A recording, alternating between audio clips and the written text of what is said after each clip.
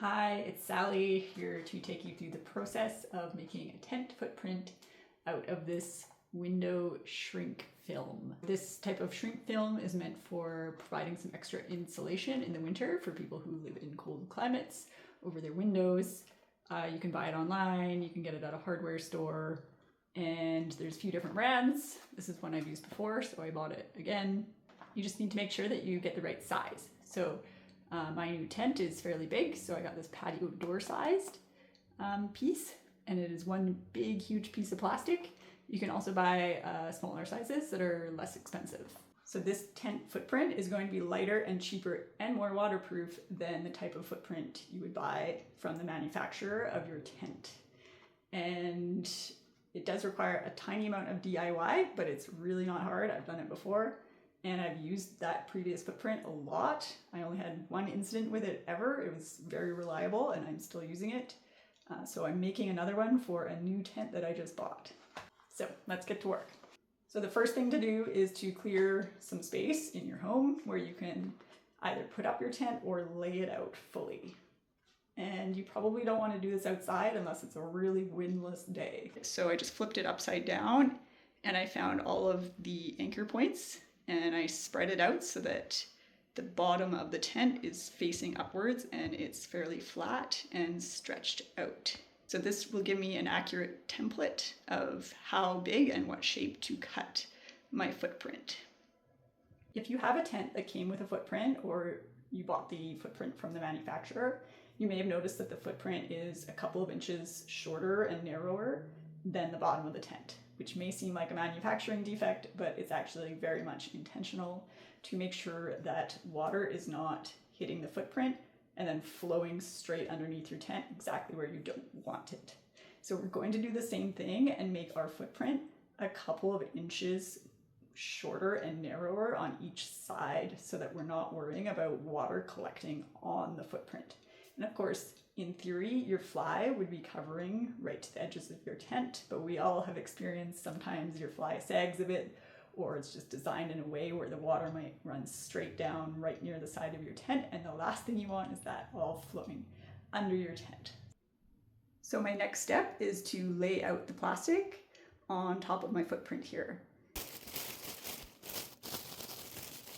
Okay, it took me 5 or 10 minutes to unfold the plastic carefully and get it laid down onto the bottom of the tent.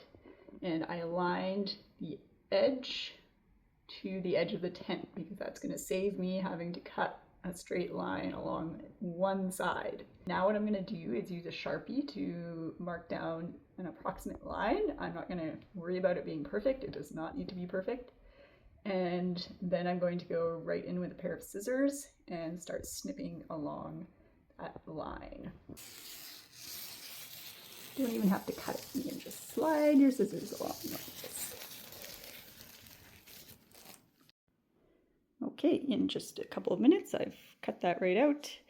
There's only one step left, which is to attach some kind of loop to the corner so that you can peg this footprint to the ground, because otherwise it's going to blow away or slide away on you. So what I've done in the past is use duct tape.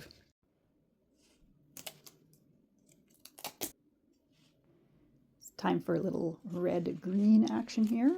And remember, if the women don't find you handsome, they should at least find you handy.